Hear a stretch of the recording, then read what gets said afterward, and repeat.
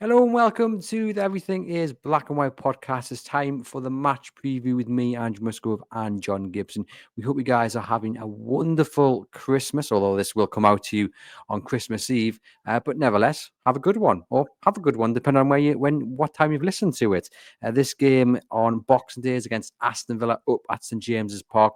Nothing better than a traditional 3 p.m. kickoff on a Boxing Day at home. It's a rarity for Newcastle United fans, that one as well. John, welcome back to the podcast. How are you keeping? Are you well? I'm keeping very, very well. Going into Christmas very optimistically.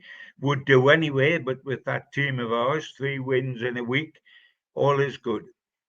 All is good. And Newcastle United, of course, come into this game having beaten Ipswich comfortably down at Portman Road. And John, we set them a challenge before the game against Leicester City. We said Newcastle United really have to go out and win the next 3 games. They've done so. They've done so convincingly.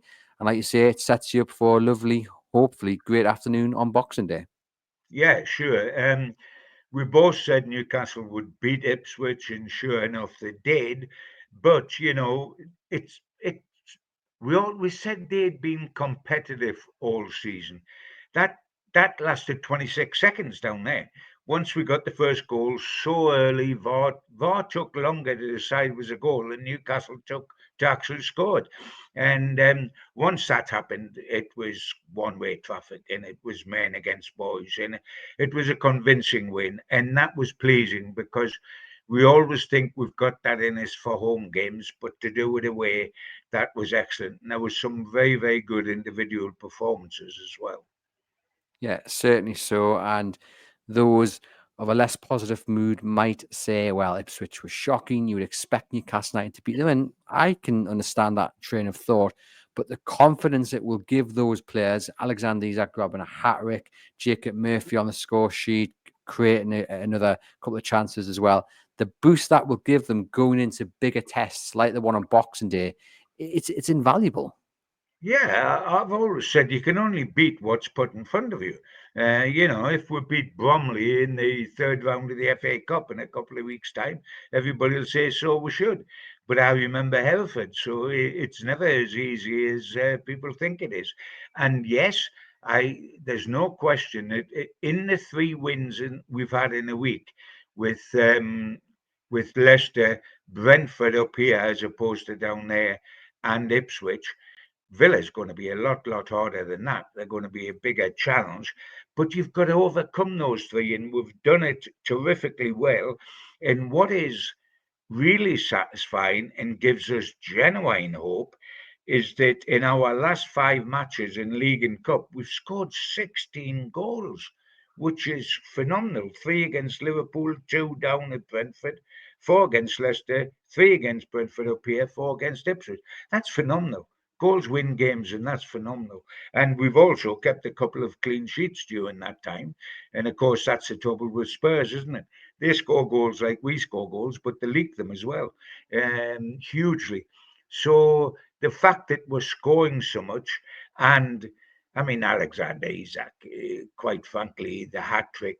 I mean, he is up amongst the legends. We are currently looking at somebody that'll take his place in number 9 Legends history, because he is that good. Some of those up there have been explosive, like Supermac and like Shearer, one with pace, one with the way he finishes. This guy, it's more elegance, but it's wonderful to watch. And I mean, what's that? 23 goals this calendar year with 2 games still to go in the calendar year. I mean, what a return that is. He is quality. He is a different class, and thank goodness we've got him. Yeah, I wonder if he's aware of the Newcastle United player with the most calendar goals in a year. I think this is just Premier League though, before anyone writes in, but it's Alan Shearer with 27. So I'm sure there's quite a few people tipping Alexander Isak to get 4 goals over the next 2 games. But I'm looking forward to this game on Boxing Day, John, simply because, as we've just said there, Newcastle United have had a great week, but they've beaten sides you would expect them to beat. And if they hadn't beaten them, you'd be disappointed and you'd be asking questions. Villa is a totally different test. They are in just as good as form as Newcastle United. They've collected a couple more points over the last 6 games, but I don't think there's too much to separate them. They've got a host of talented players. They've got the manager that's someone at Newcastle United. I think if you're a neutral, this is going to be a fantastic game to watch. But also, just as a Newcastle United fan, you're sitting there saying, we've beaten the rubbish teams, with all due respect. Now let's go up against a team who's in and around us for these European spots, and let's see what we can really do. Well, we know what we can really do because we've played Liverpool and got a draw. We beat Arsenal. We played the old Manchester City and got a draw. We beat Spurs. We don't struggle against the good sides. You can't tell me that Aston Villa are better than Liverpool or Arsenal or the old Man City. Maybe they're better than Spurs, but they're not better than the others, and we haven't lost to the others. So, we can go in there. It is a massive task. They are a quality side. In lots of ways, they're a replica of us. They're just doing it a season on. We made the Champions League 2 seasons ago. They made the Champions League last season. And we're both up there. They're having a phenomenal run in the Champions League. They found it a little bit tougher in the Premier League of late until they took apart Man City. But there again, you can argue everybody's taking apart Man City. But it's interesting. They've got Emery, who was the first choice to come to us and decided he wasn't going to do it. He's gone to Villa and he's shown why he was a very good first choice for us. It's shown how he's been a very good choice for us. And it's going to be interesting to see them go head to head again, and may it turn out like it did last season at St James's Park. Yeah, fingers crossed. I just think when you've got two teams of confidence coming into a game, it's just hopefully going to be a very exciting one with Newcastle United coming out with all 3 points. And I think that's probably why it's slightly a different challenge to the game against maybe Arsenal, because if I remember correctly, Arsenal were coming in that game not in the best of form. Still picking up decent results, but they weren't flying. I think Villa last 6 games, have shown that they're still a very, very good side. Lots of exciting players, John, as we've discussed there. It's going to be interesting to see who they pick up front. Will it be Ollie Watkins or will it be Duran, who scored against City on Sunday, wasn't it? Or Saturday, anyway, Yeah, one of the days. Every day is rolling into one at Christmas. But, they've got something that Newcastle United haven't got, and that is 2 strikers as good as one another competing for that one spot. And that is that at the end of the season, John, and we're all in high spirits here, but if we're true and realistic, that could be the difference between Aston Villa and Newcastle maybe getting, say, top 4, because he's got that opportunity to change it up top. I know how good Isaac is, but I'm talking about the ability to sub someone on or start someone if they're not feeling it. absolutely, absolutely, and it will make a huge difference. And we've been talking about wanting a top quality backup striker who we can rely on physically to be in there with Isaac. By the way, in my humble opinion, it's only my opinion, Isaac's better than both those two. And he never plays them both together because he likes, as Howe does, he doesn't like twin centre forwards. He likes one or the other. And I think that they're both so good, Andrew, that come the end of the season, there's going to be a problem because one of them is going to take the pet lip and decide he's better than playing 50% of the time and he wants a transfer to be away. I'm certain if Duran stays in, Ollie Watkins will, with his England place and New England manager, will not be happy to be sharing the centre forward shirt with someone else. But at the moment, as far as the club's concerned, it's absolutely ideal. I think the contest will be won and lost in midfield, because I think they've got terrific midfielders like Tielemans and Rodgers and McGinn, and we've got Tonali and Bruno and Joe Linton coming back. I think it's going to be fascinating in there, and who gets a grip. I mean, I watched Villa against Man City, and Tielemans was sensational. I mean, Tielemans ran the show. Rodgers was terrific wide coming in, but Tielemans sitting in the engine room and just pulling the strings was magnificent. But then Tonali's in the form of his life. Bruno's taken that right hand side position and said, I can play that with ease alongside Tonali. And then you've got the boot strength and the ability of Joe Linton, who I think will come back into the starting 11 for Willock. And it's going to be fascinating in that midfield, and that's going to win it or lose it for me. No, I totally agree with you. The midfield battle is going to be key. And very similar in terms of how they're set up. Tielemans maybe playing a little bit more forward than Tonali does at certain stages of the game. But you've got Kamara and Onana seem to be those kind of deep lying midfielders, where with Newcastle you have one kind of deep line midfield, and then the other two are the more advancing midfielders. But as you say, I mean, honestly, I think if you're a neutral, this is what you're sitting down to. Unfortunately, not watch on Boxing Day because it's not Correct, live on correct. telly. It's one of those games where I think Sky or BT will be kicking themselves. Sorry, TNT will be kicking themselves for not picking. It'll mean though, chaps, you'll have to come over to our website to follow it on our live blog. But interestingly as well, John, about that midfield is that McGinn sort of plays out wide. Now, I don't think they play Rodgers and McGinn as wide as Gordon and As Murphy we play, do. but McGinn is the more advanced, and he's just been. I mean, we like to talk about bargains when it comes to Newcastle, Perez, Fabian Schär, but John McGinn is definitely up there as one of the best Premier League bargains I think we've ever seen, because he's just such a talented player. I mean, there's great similarity between the two clubs, isn't there, in terms of the development of the two clubs. Both have got history going way back. I know we don't like each other too much because we've had that thrust in Paris since Newcastle were relegated, sort of thing. The fans don't like each other too much, and I'm not a wonderful supporter of the club as a club, but as a team, and they're very much like us. They've got quality. We've got quality. We've both made the Champions League out of nowhere. We're both going to roll on. We've got two top class managers, and we're both restricted and infuriated by financial fair play, which is holding both of us up. And I tell you what, the established clubs, the established supposedly elite six, are very much aware and very much worried about both Villa and Newcastle United.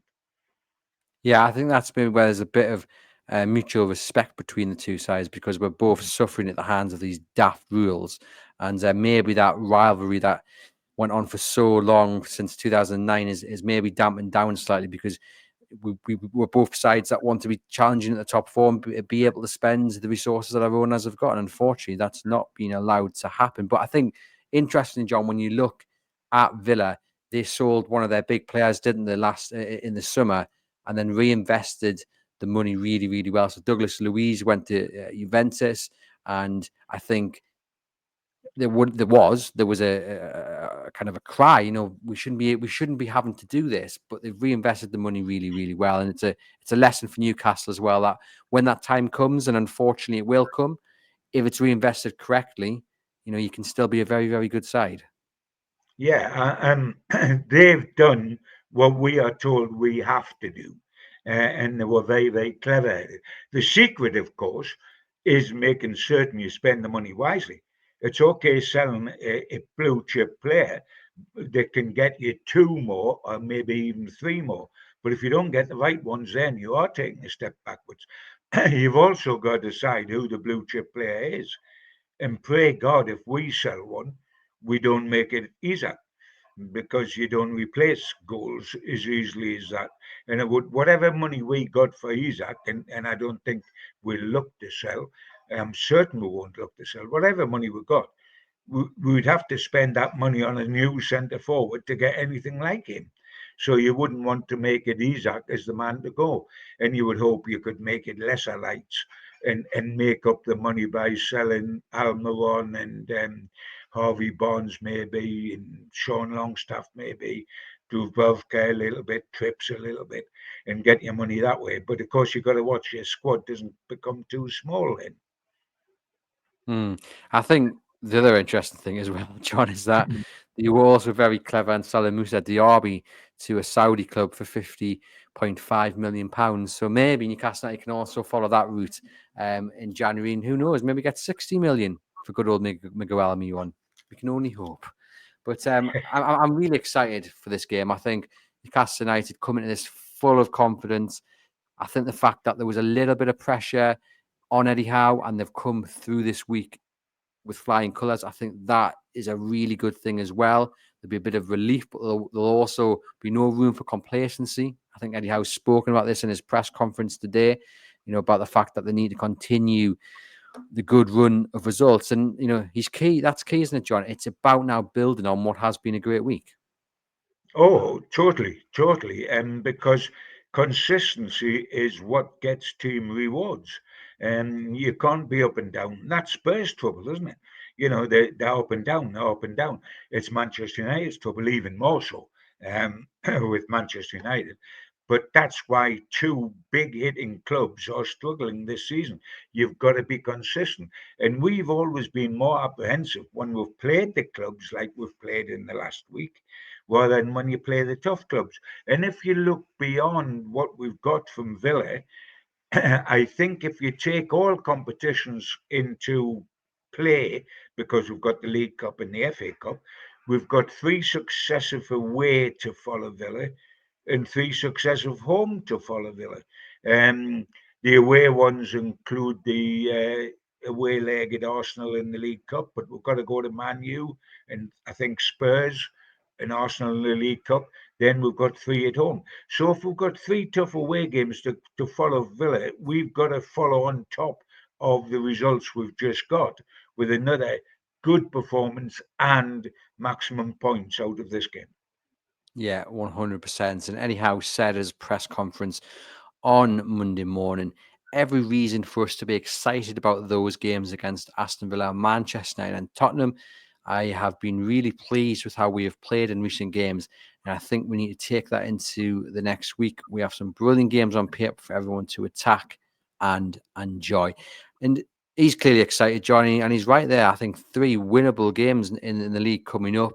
Especially the ones against Villa, Manchester United. Tottenham are a bit hit and miss. One day you can face a Tottenham side that'll just absolutely run all over you.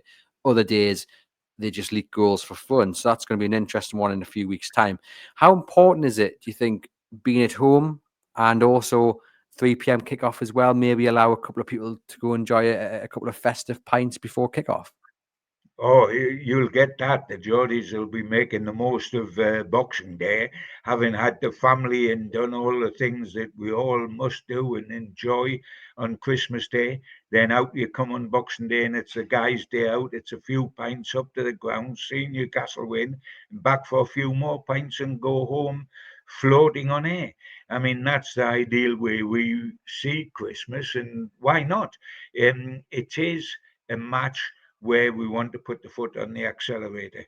And what's been reassuring is what I've already said, is that we're scoring a pile of goals, and that's very reassuring.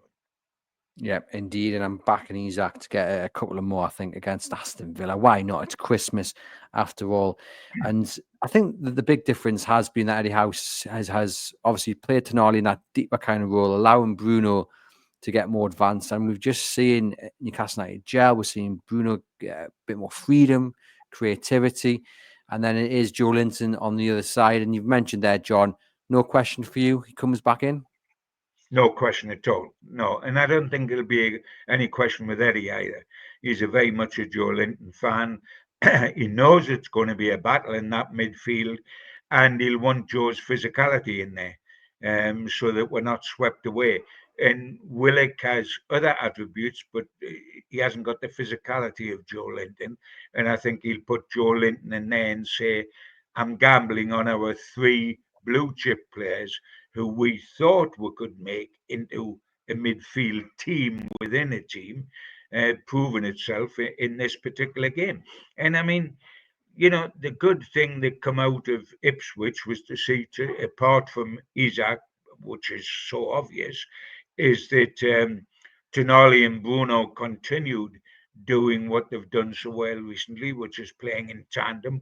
Hall just looked the wonderful young talent that he is, which is terrific. And it was lovely to see Murphy absolutely top of his game, because we need an outside right desperately, and he has during these three games stepped up to the mark very very much. And he took out Davis, the left back. He made his life absolute purgatory. And of course, he's a Geordie lad who come through Wallsend Boys Club, so he'll not have enjoyed twisting and turning, seeing Murphy go every way, every which way. And I mean, we've been saying for a long time, I don't think because Murphy's been the sensation that he was here and when he scored 2 goals the other day, I don't think that changes the fact that we need a top quality outside right of consistency for the first team. But it also justifies what I've been saying, and you and everybody else, I think, which is Murphy is way ahead of Almiron as the man to keep and put on the bench as an impact sub. And of course, to use when injuries come along or suspensions. And I think he's vital to us. And it's just confirmed his stature and confirmed that Almiron will be the one to go in January. Yeah, I think if Almiron comes on at any point against Aston Villa, I think you will have it kind of guaranteed that it's more of a farewell than anything else because he's not really been used recently. I think he's had a couple of. He came on against Ipswich, did he? Maybe I can't quite remember, but he's not really been used at all. Definitely came on against Brentford, didn't he? But I think he might get a farewell on what day will it be? It'll be a Thursday, won't it? Thursday. Yeah. Yeah. So yeah, I think he will be the one to go. And yeah, Murphy's really kind of silenced the critics, but as you say, it's not enough to give him that right wing for the rest of the season. They still need to go out in January and buy an upgrade.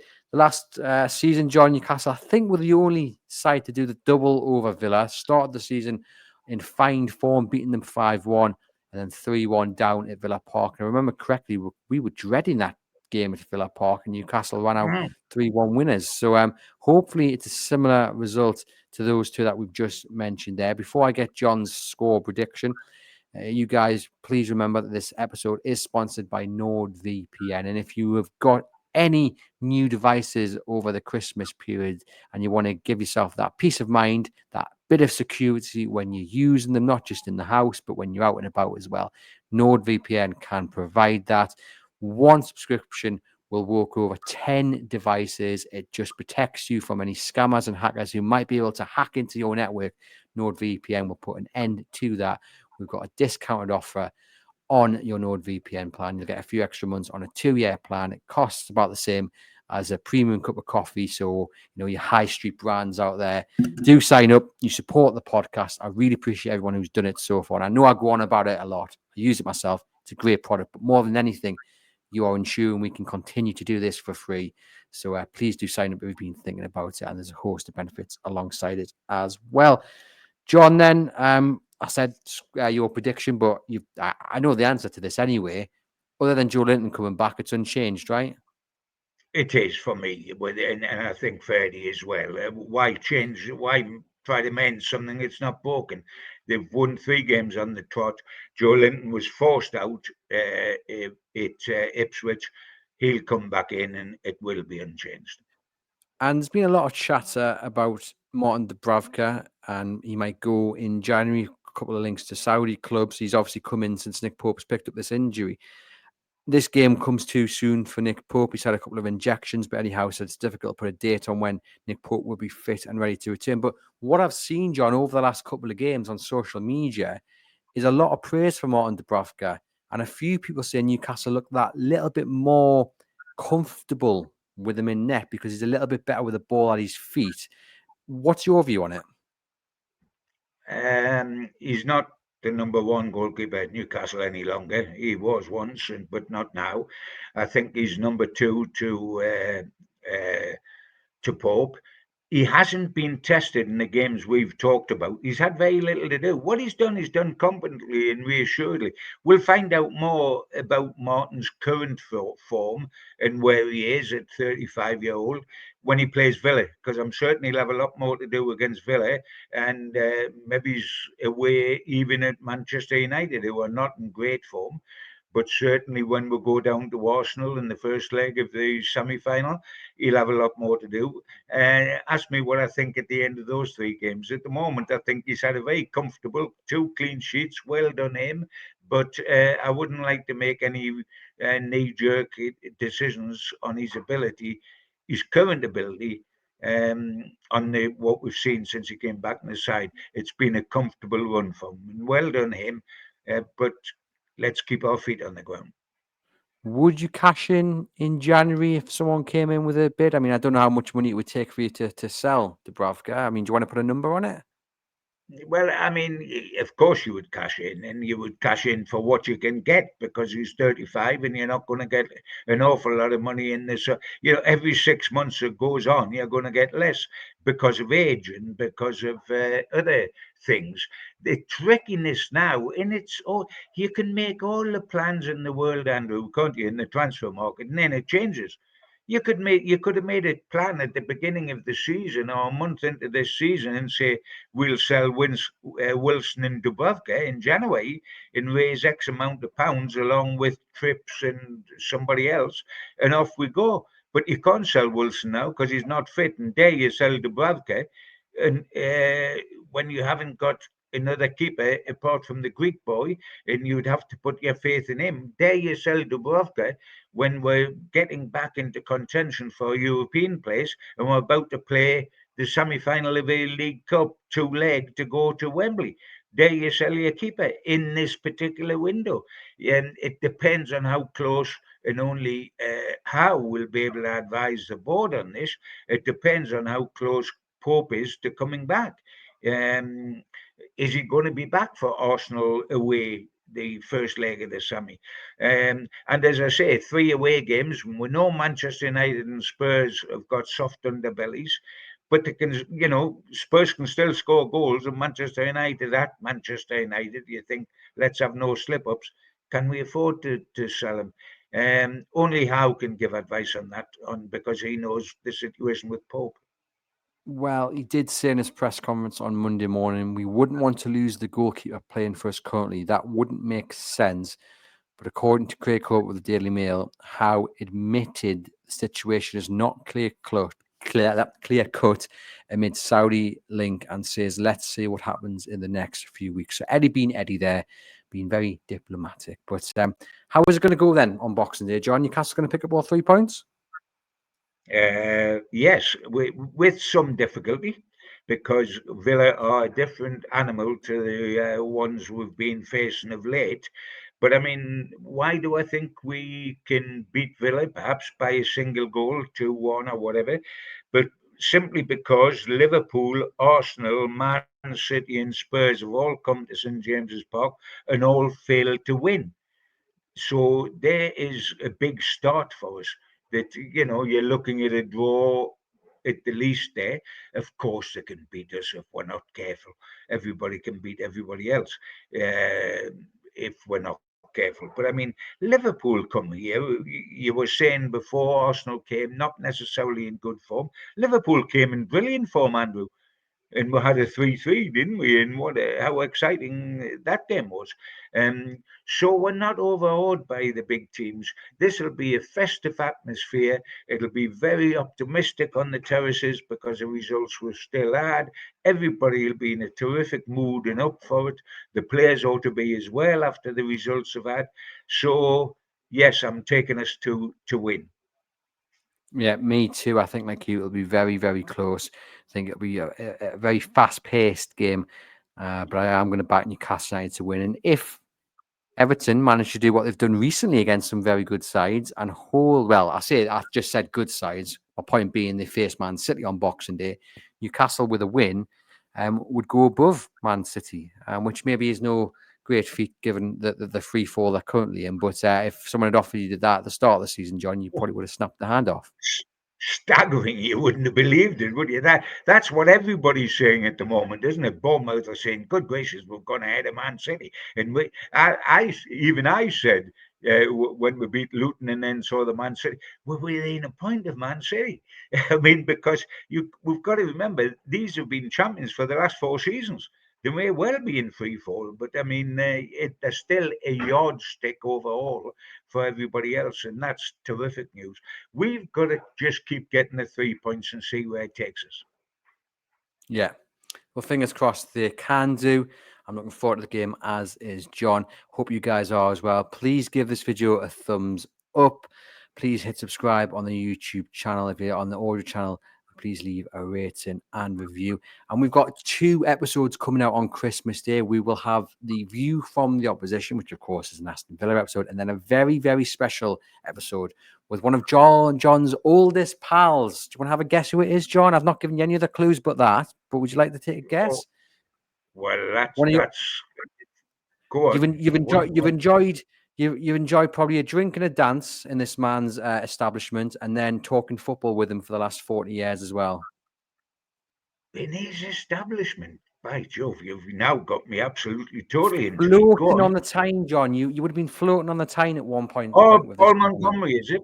Is That's it the Paul man. Montgomery? So yeah, that's the man.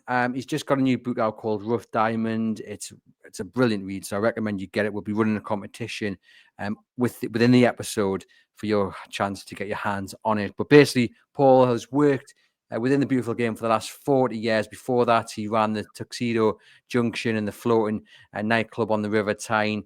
But he is recommended, he is spotted, he has scouted some of the biggest and best players to play in the Premier League and further afield, and his work with Sir Bobby Robson, Crystal Palace, who was part of the side with Birmingham that won the League Cup way back when. Some fantastic stories. We spoke for about an hour and a half, and it's going to be on YouTube. It's going to be on all the audio platforms. You want to stick around, because not only are we talking about Didier Drogba to Newcastle United, we're also talking about Mark Gay to Newcastle United, and Paul is an advisor to Steve Parish. I'm not going to spoil what he says, but hold on for the end of the episode, because it is well worth a listen, as is the entire episode. So look forward to that one. Please do tune in. And for myself and John, we gave the Christmas message last week, John, because I forgot about this episode. So we're not going to do it again. No, but we're just going to say very Merry Christmas, and I know we're all going to have a Merry Christmas Day, because nothing can happen between now and then, and we've just flown over the last week. We're going one way up the league, like the song on the terraces. Up the Premier League we go, and we're in the semi-final of a domestic cup competition. So it will be a lovely Christmas. May it also be a lovely New Year. All the best to you all. Keep the faith. Keep the faith. Couldn't have said it better myself. So from me and John, we'll see you guys very, very soon. Enjoy the festivities, and here's for 3 points for Newcastle United on Boxing Day.